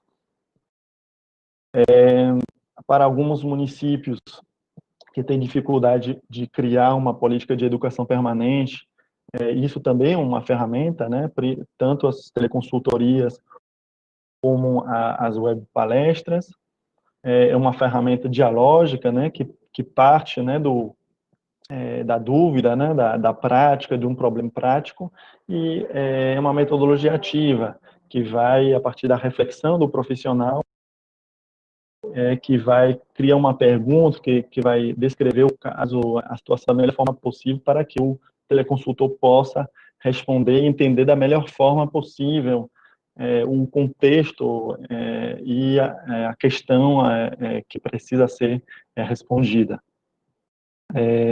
No sistema de saúde, né, nas suas bases estruturadas, né, na reforma sanitária, tem como competência constitucional de ordenar a formação dos profissionais. Então, é interessante porque faz parte, né, das competências do SUS. É uma estratégia, aqui vou trazer uma citação do Tiago Piropo, que trabalha também na coordenação do Telesaúde Bahia, que trouxe, eu peguei um trecho que achei interessante, que é uma estratégia de apoio assistencial que fortalece a integração na reforma, que fortalece a integração entre os serviços de saúde, que amplia a resolutividade e estabelece uma relação custo-efetividade. Então, por exemplo, reduzindo, né, encaminhamento desnecessário, e qualifica, né, as equipes de saúde da família através da educação permanente, sendo essa ferramenta a ferramenta de educação permanente. Além disso, é interessante porque cria material de pesquisa, né, para orientar a educação permanente, justamente codificando os reguladores, as reguladoras que codificam as demandas, criam material para educação permanente, né, consegue orientar os temas mais demandados. E os desafios, para terminar, a questão da necessidade de conhecimento básico de informáticas, né, como qualquer, como a maioria das novas tecnologias, precisa de uma conexão à internet de boa qualidade, a um computador adequado, né, o que não sempre é o caso, infelizmente, tanto em grande cidade como no interior. Uma das principais dificuldades que tirei de um artigo é que, para as enfermeiras, na utilização da telesaúde, foi a falta de tempo, a cultura dos profissionais que interferem na adesão para a utilização de recursos de educação à distância e a falta de capacitação para o uso do programa. Então, a gente sabe que a equipe do telesaúde fazem capacitações, né? A gente vê que é uma questão muito importante, os profissionais serem capacitados, como a colega falou antes também, é importante que os professores também sejam capacitados para tais tecnologias. Um desafio muito importante, que tive às vezes problemas, né, por isso que eu estava insistindo antes, é compreender a pergunta, o contexto do profissional que traz a dúvida, para poder responder da forma mais adequada, porque às vezes a pergunta não tem detalhe suficiente e a gente acaba respondendo outra coisa, né, uma resposta que não tem a ver exatamente com o que o profissional solicitante gostaria, que cria alguns ruídos, né, na comunicação e na avaliação do serviço, né, que é raro, mas acontece, por isso que é importante descrever da melhor forma possível a demanda. Tem a complexidade, né, do processo de saúde e doença, né, que envolve múltiplos fatores, não só biológicos, então precisa tentar trazer tudo isso, né, na teleconsultoria e não é uma tarefa fácil. E coloquei também que é importante que o profissional que utiliza esse tipo de ferramenta tenha cuidado para não se distanciar demais do usuário e se desresponsabilizando, né, o que pode acontecer com qualquer tipo de tecnologia, vai afastando as pessoas, né, pode aproximar, mas pode afastar também. Então, acho que é um problema, é uma questão importante. E, para fechar, queria trazer uma citação também da Política Nacional de Adequação Permanente em Saúde, que traz que é importante refletir de modo permanente a realidade posta e buscar soluções criativas para a superação dos problemas de saúde e, por conseguinte, qualificar as ações no intuito de aumentar a resolubilidade e a eficiência do sistema de saúde. Uma citação de Sequin e Feuerwerker, de 2004. Agradeço a oportunidade e estou aqui para depois responder a dúvidas, se houverem, ou problematização. Muito obrigado, professor Miguel. Dando continuidade à nossa apresentação, estaremos passando agora para o professor Sérgio. Professor Sérgio, você pode iniciar a sua apresentação.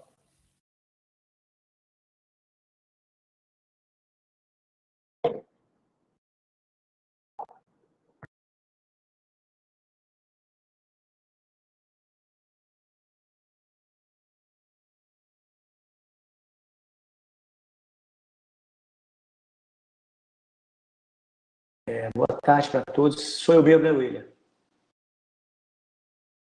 É você mesmo, Sérgio. Pode fazer sua apresentação. Então, boa tarde para todos. Na verdade, a Jane me convidou aqui para participar dessa banca. Eu sou orientado dela e começando aí com o projeto aí do Prof. Saúde, do mestrado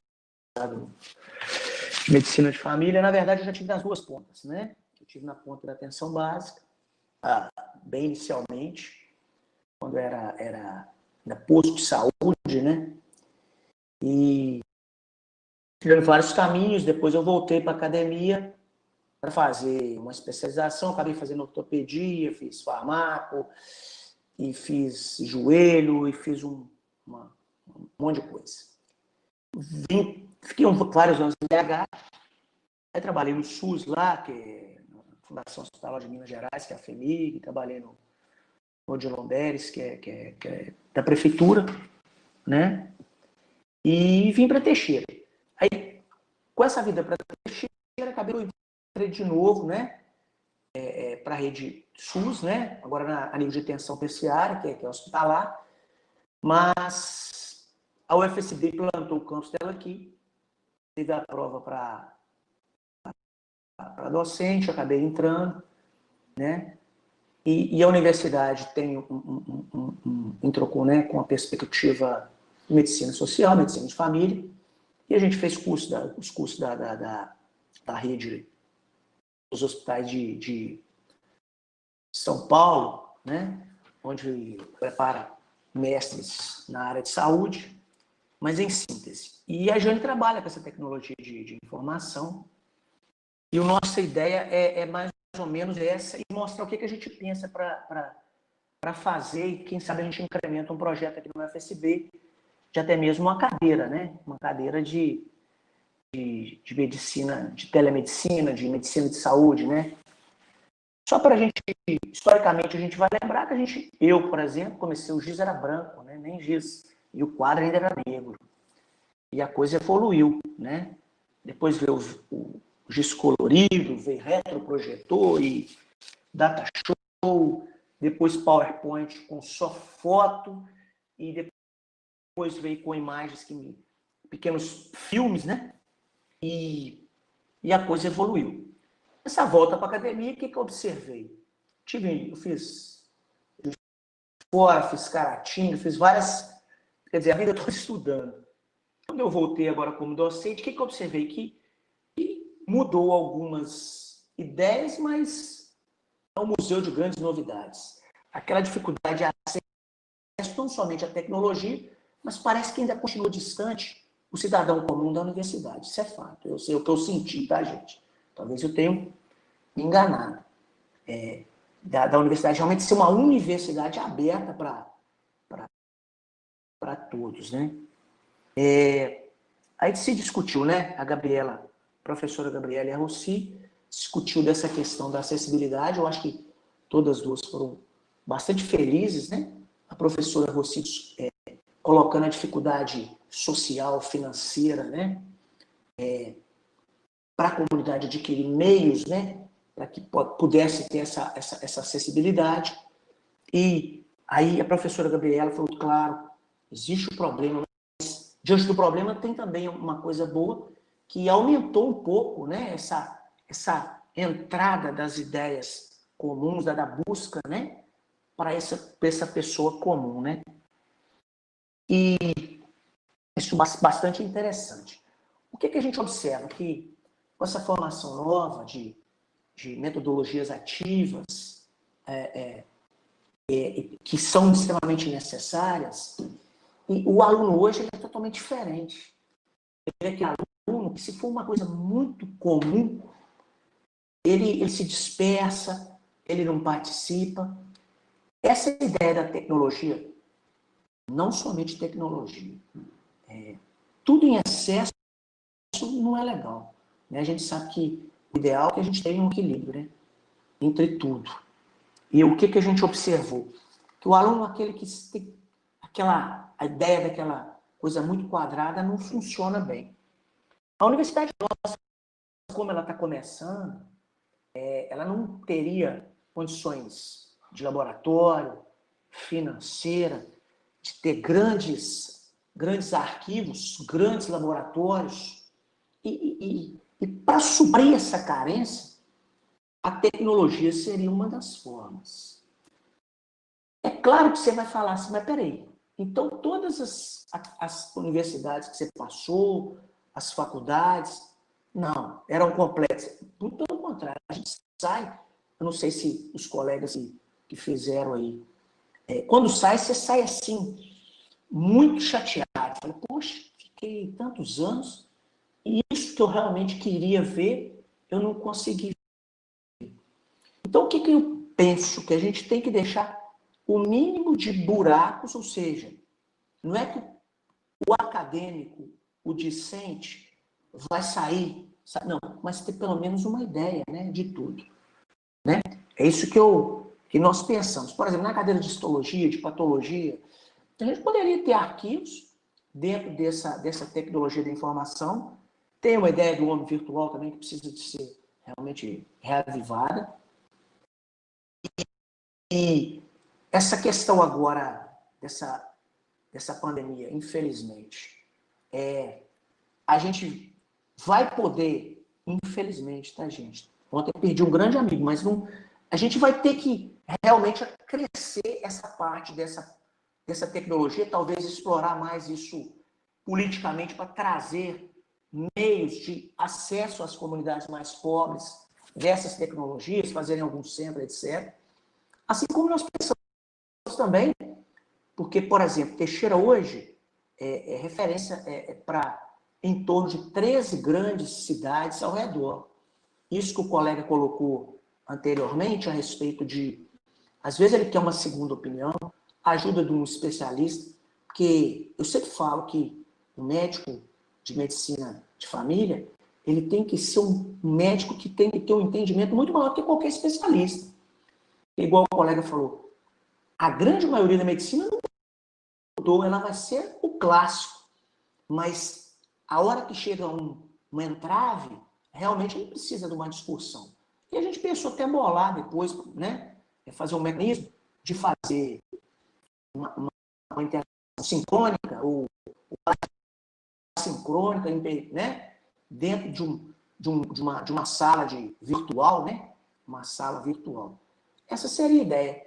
E assim, essa ideia nossa parece ser o que vai vingar o nosso projeto. Como eu já tive dos dois lados da ponta, eu sempre falo com o professor Jânio, falei, o grande elo que eu acho que é a grande dificuldade, não sei se o colega colocou aqui em Salvador, talvez seja mais fácil conectar a atenção, né, a estratégia de saúde e família com as outras os demais eixos da saúde de cada município, mas a gente observa que o colega da atenção primária, ele fica com muita dificuldade de trazer os maiores problemas para a atenção secundária e terciária. E acredito eu que tendo essa interação, o entendimento, quando o colega que está numa atenção primária passa um problema para um subespecialista ou para um especialista, isso eu estou falando só na área acadêmica médica, tá, gente? Eu acho que o próprio colega que está do outro lado, ele pode sensibilizar com o problema e realmente discutir com o colega, falar, olha, o caminho, realmente você está no caminho, mas a gravidade é maior. Só para citar um caso rapidamente aqui, eu já citei para a Jana, a gente teve um atendimento de uma adolescente, né, 14, 15 anos, com um trauma importante, história de trauma, que evolui com dor em um membro inferior direito. Quando chegou para a gente, foi tratada só o trauma, quando chegou a evolução já era ruim. E acabou, era um tumor bastante agressivo e perdendo a paciente. Eu acho que tudo tem que ter uma engrenagem que funcione. O homem só vai chegar em Marte se ele conseguir chegar na Lua, fazer ali uma área para ele descansar, para ele voar até Marte. Eu acho que tem que ter a conexão de todos os eixos da saúde, porque senão fica isolado e enfraquece todos os braços, não somente a atenção primária, mas a unidade básica, o pronto atendimento e até o terciário. E é isso que eu tinha para falar e passo.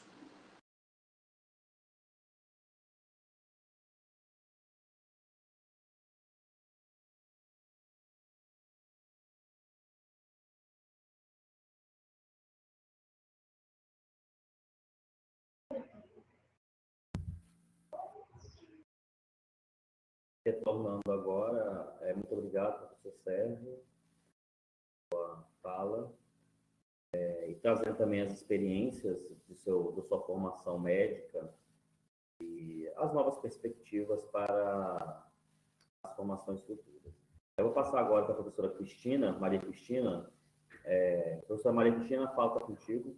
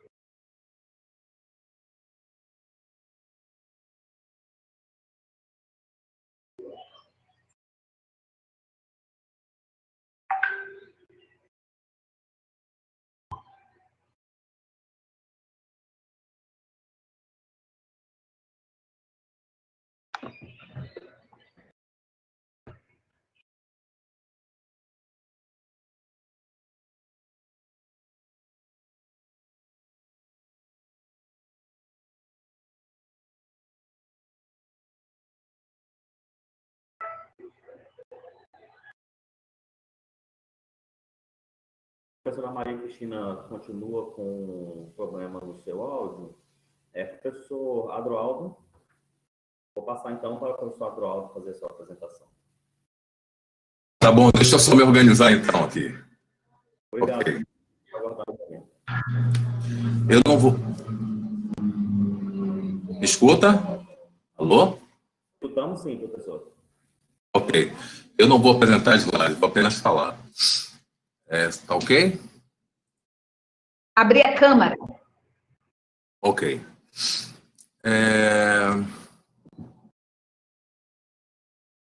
Professor Adroaldo, por favor, abra sua câmera. Estou fazendo isso. Ok.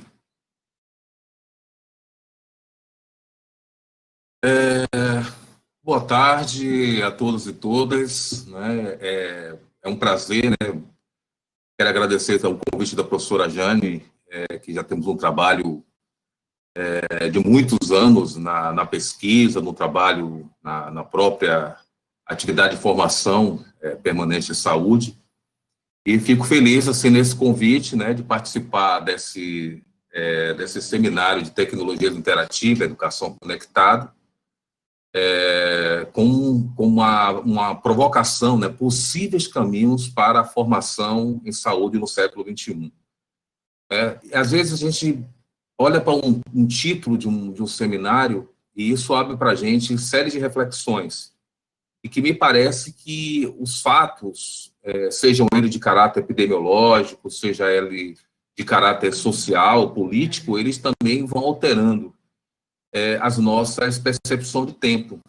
Né? O século XXI, ele é marcado, ele já começa com uma perspectiva, talvez não temporal do século XXI, mas ele começa com um fato histórico, quando se trata das tecnologias de informação e comunicação. E quero dizer que, por exemplo, as tecnologias, elas têm, na verdade, seu fundamento ao longo da história, e vimos isso com que a tecnologia e trabalho são duas coisas que estão bastante associadas, mas as tecnologias de comunicação e informação, ela também veio reconfigurar a perspectiva de espaço, a perspectiva da produção de dados, de informação, e também, nesse momento específico, ela também veio alterar a nossa intimidade. O trabalho remoto, não diria uma educação à distância, mas o trabalho remoto, ele também alterou uma cultura, tanto a cultura do professor, que nem sempre está acostumado a lidar com esses desafios das tecnologias, por exemplo, usar uma câmera, né, usar uma iluminação, ou seja, o seu espaço de casa, ou seja, tudo isso são fatores importantes nesse universo. Eu tenho uma experiência já trabalhando nessa perspectiva já há mais de 12 anos com a educação semipresencial e também a educação à distância, e vimos que tem toda uma complexidade na produção desses dados. Mas o que me traz inicialmente, inclusive já utilizando um pouco das provocações que foram feitas pelos professores, quando se coloca principalmente do ponto de vista da desigualdade social e tecnológica, né, que são coisas que a gente, ao mesmo tempo, passa a ter acesso, mas a gente tem que entender também que, ao mesmo tempo, nós temos uma sociedade que tem mais celulares do que, propriamente dito, população. Ou seja, você tem um quantitativo, segundo uma estatística de 2016, aponta o quantitativo de pessoas que passam a ter celular e, ao mesmo tempo, ter acesso às tecnologias. Mas isso não implica dizer, pelo fato de ter o celular, de ter acesso à tecnologia, ao mesmo tempo ter acesso aos conteúdos, que significa uma inclusão digital. E um dos grandes desafios que, inclusive, permeia sobre as nossas mentalidades, né, que, por exemplo, nós somos de uma geração que vimos a internet nascer na década de 90.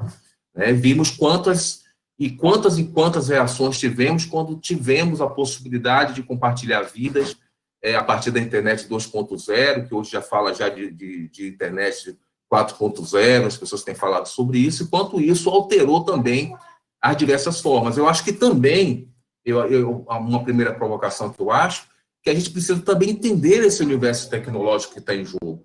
Entender o que é esse universo em nuvem, o que é esse universo das plataformas, o que é esse universo que está posto para nós como grande desafio, né, e que, ao mesmo tempo, requer, gerando diferentes formas de economias, né? As economias passam a gerar em torno disso, em torno da educação, em torno das empresas que trabalham com o suporte tecnológico nesse sentido, mas que a gente precisa também compreender esse universo.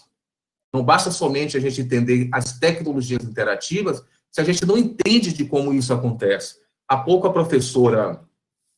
professora Gabriela fala da perspectiva do sigilo. Isso é um problema que a gente precisa discutir no mundo da internet.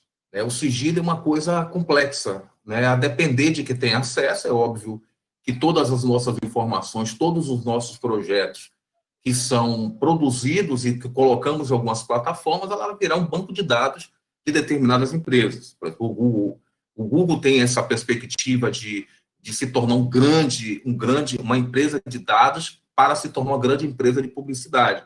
E ela precisa de dados, algoritmos que estão em jogo. Então, ao mesmo tempo que falamos da perspectiva tecnológica, a gente precisa também pensar das relações que se dão a partir disso. Né? Ou seja, as mudanças que dão em torno do complexo universo das redes.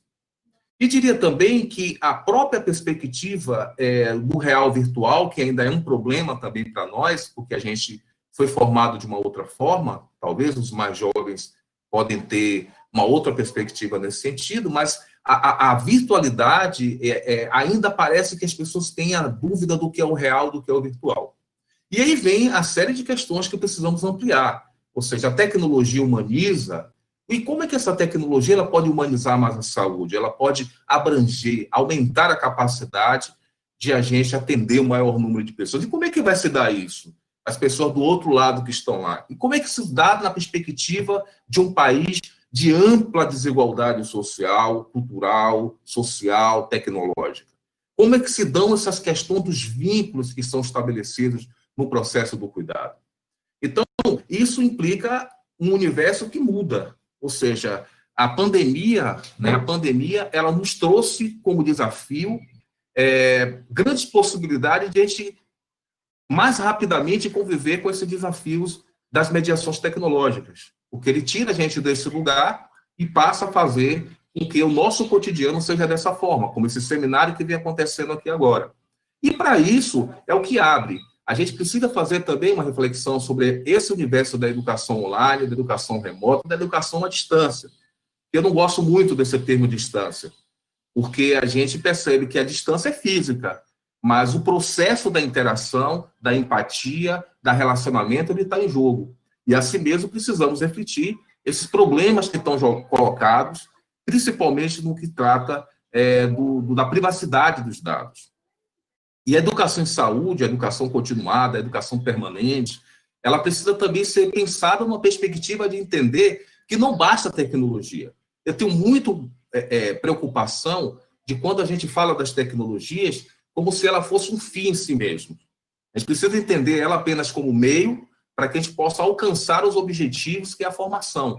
E que isso implica também a gente reconstruir formas de lidar com esses objetos. É claro que uma pesquisa em educação também implica também uma pesquisa em comunicação.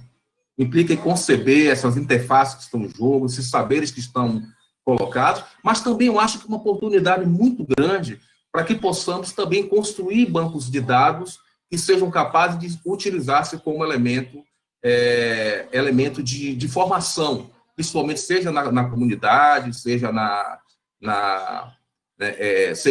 no processo do cuidado, seja no processo da educação para a saúde, enfim. E com isso coloca que a comunicação mediada por computador, ela tem esses desafios, mas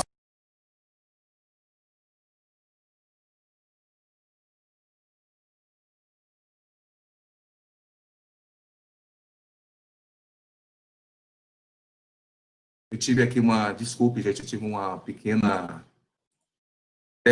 Vocês conseguem me escutar? Ok. Então, isso traz para nós, como desafio, que é justamente como desenvolver, nesse tempo de pandemia, ou utilizar as diversas inovações tecnológicas que hoje exige de nós uma hibridez entre o real e o virtual, mas entendendo que o real e o virtual, ao mesmo tempo, eles estão juntos. É uma conexão que se dá nesse processo. Do ponto de vista, como que a comunicação ou as tecnologias interativas, ela promove interatividade de fato? Como é que se coloca esse protagonismo na aprendizagem do aluno? O que faz com que ele possa ter uma participação melhor, aumentar a sua motivação e, ao mesmo tempo, poder participar mais efetivamente do processo de formação e de aprendizagem? E, por isso, também, eu acho que a gente precisa pensar a perspectiva das aprendizagens, da aprendizagem colaborativa, mas também que ela seja significativa.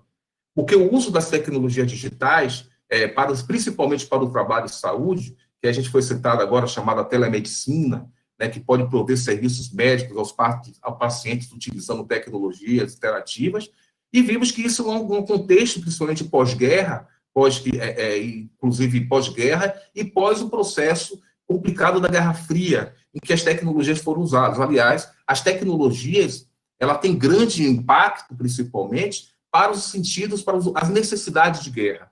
E hoje estamos numa guerra. E o uso dessas tecnologias não pode ser banalizado como apenas um mecanismo de produção de dados, não pode ser pensado somente como inteligência artificial, não pode mais pensar como tecnologia interativa que ela seja capaz de alterar um processo. A gente sabe que isso tem sido um problema na perspectiva da desigualdade, do contexto social, mas que isso também nos implica as práticas tecnológicas, a educação, a comunicação não podemos pensar. E isso nos exige sair do lugar disciplinar para o lugar interdisciplinar, porque é preciso pensar a tecnologia, mas pensar a educação, mas pensar a comunicação, ou seja, o que se impõe nessa alteração de sentido?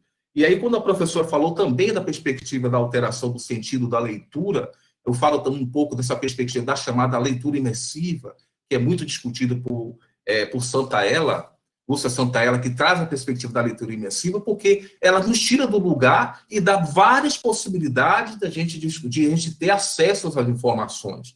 Ou seja, os diversos links, hiperlinks, os glossários, as possibilidades de wikis, as possibilidades da gente utilizar esses meios como processo educativo, mas que a gente tem que pensar de que maneira podemos estimular que está lá. Então, nesse sentido, as mídias digitais, as tecnologias interativas, significam, ao mesmo tempo, essa hibridez, tendo em vista as relações que se dá por uma realidade técnica, que a gente conhece, mas precisa reconhecer os espaços que esses sujeitos que estão mediados ou que estão do outro lado na relação, e essas perspectivas das experiências dos mundos virtuais, as experiências contemporâneas que estão em jogo. Mas a comunicação, ou seja, a educação digital, a educação online, ou a educação remota, como a gente vai ter que decidir, ter que ver com esse processo, ela restabelece também esse processo comunicacional no sentido de entender a produção de meio de difusão. Ou seja, como que as metodologias ativas elas podem produzir sentido? Como que a gente pode considerar que o estudante, como centralidade do processo da aprendizagem, ele se torna um interlocutor também complexo, porque ele traz para esse processo que tira a gente desse lugar que a gente aprendeu de ser professor, né? Ou ele muda a nossa necessidade de ser professor na perspectiva tradicional e colocar esse aluno como centralidade e nós como aquele sujeito que vai estar mediando um processo de saber, que é um pouco do que a gente entende na saúde coletiva. Ou seja, a necessidade de compreender esse universo também computacional é uma exigência também para nós. Porque a gente precisa sair desse lugar de que sempre o técnico faz para a gente, mas precisa entender fazer isso também. Né? Porque a gente torna mais criativo o nosso processo. A gente precisa entender os suportes, o design institucional que está em jogo, na perspectiva da gente alterar um pouco esse contexto dessa motivação daquele sujeito que está do outro lado. Eu tenho, assim, experienciado algumas vivências de estudantes que reclamam que o professor toca a câmera, vai dar a sua aula normal. Isso não é suficiente para esse processo interativo. Então, a lógica dos algoritmos define também a interatividade e os temas de interesse que demarcam essas conexões. Ou seja, isso exige para nós a forma de interação, mas também a manutenção dos laços desse vínculo que é importantíssimo no processo do aprender e ensinar. E como que isso se estabelece através das relações? Porque vivemos num universo onde está, a cada momento, as relações, os laços humanos, eles vão sendo substituídos pelos laços em rede. Ou seja, e laço em rede significa a gente estar dentro de um ambiente que tem toda uma estrutura tecnológica para produzir chamados algoritmos e, ao mesmo tempo, disponibilizar aquilo que é de interesse desse determinado setor. Então, isso ocorre, a maioria, por laços fracos, que vão se dando no processo. As redes são os principais meios para manter as relações. E como que essas redes ela pode tornar efetivamente colaborativa? Então, isso remete a algumas problemáticas. Entender da mídia, entender da educação, entender das tecnologias não significa tornarmos experts nesse campo, mas entender de como funciona, de como é que ela vai ser. Até porque ela é apenas um meio. O que é o ponto central é a formação, o fim, aquilo que nós vamos ter, que é o próprio discente, e o professor que, ao mesmo tempo, também altera a sua capacidade do próprio trabalho. Então, o trabalho docente, no modelo hegemônico, ele está centrado numa sala de aula, está centrado num processo. Eu acho que vocês aí na UFSB têm uma característica diferente de atuar, do ponto de vista do uso das tecnologias. Isso é importantíssimo.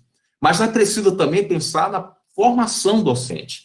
A formação docente, ela precisa também ter um investimento acompanhado dessas várias alternativas de aplicativos que podem ser usados. Não para tornar uma formação mecânica, mas esses aplicativos, ele pode também mobilizar esses estudantes. Ele precisa sair do lugar.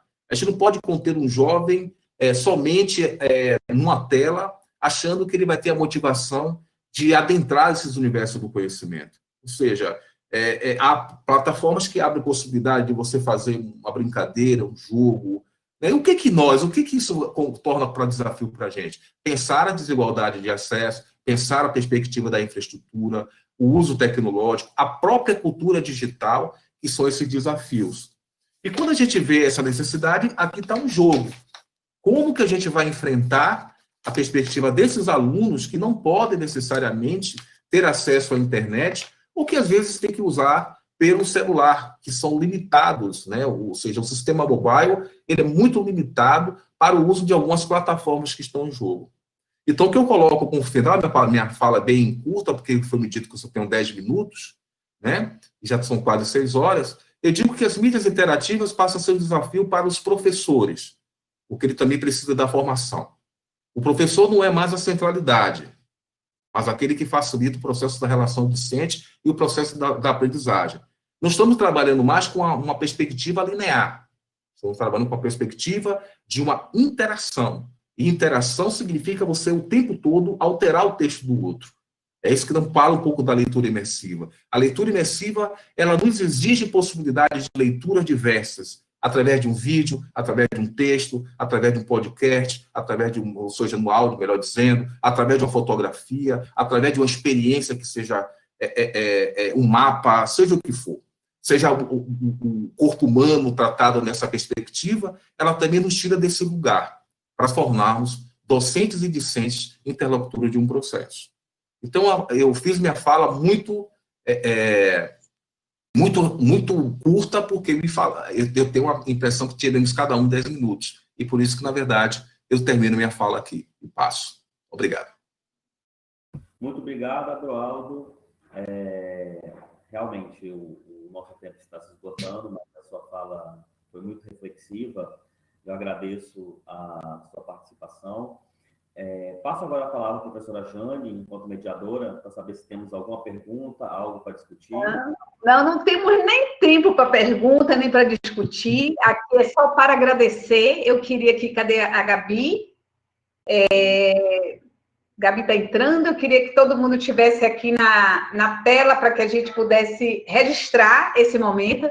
Mas agradecer a todos, a Sérgio, a Miguel, com sua filhota linda, uma das filhotas lindas aí, a Gabriela. Também, cadê a tentativa de Cris, né, participar, que não deu, a gente sabe que às vezes a tecnologia faz isso. Rocio, muito obrigado. Belis é meu parceiro de muitos anos, a gente tem uma produção bem legal juntas, ele sabe que essa discussão a gente vem há 10 anos, né, Belis? Com certeza. Como inserir essa tecnologia numa formação qualificada de profissionais da saúde, comprometidos com o Sistema Único de Saúde, com a formação não segmentada, não especializada. E a fala de Sérgio, inclusive, ele trouxe a questão quando ele afirma que os profissionais da atenção básica deveriam ter um conhecimento muito maior. Então, o que é que eu tiro aqui desse encontro? Que a gente vai ter outros encontros. Eu aqui na UFSB, eu coordeno um grupo de educação digital interativa. Eu acho que a gente precisa discutir a essência. Eu vou trazer aqui Luiz para discutir um conceito, né? Que ele é um professor convidado aqui da UFSB e ele é professor permanente do mestrado para discutir tecnologias com a gente. E eu venho com o Belis há muitos anos, fazendo já essa discussão no Instituto de Saúde Coletiva, né, da UFBA, e aqui eu tenho grandes parceiros. Não vamos ter condições de responder nenhuma questão, mas eu vou levar essa webinar para um outro momento, e aqui é só agradecimento.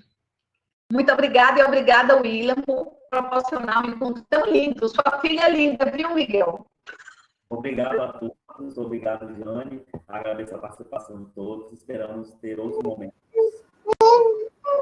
Bom, nós gostaríamos de agradecer a presença de todos e todas Informamos que a próxima conferência será agora às 19 horas, com o professor Nelson Preto, e o tema será Educação Mediada por Tecnologias em Tempos de Pandemia.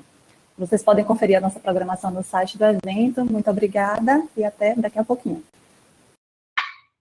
Tchau. Como não vi vocês aí, Jane, Rocio aí. Valeu. Agora foi. Agora foi, tá vendo? Ah, meu Deus, beijo. Já gostou aí. Então, pessoal, obrigada pelo convite e a gente vai se falando.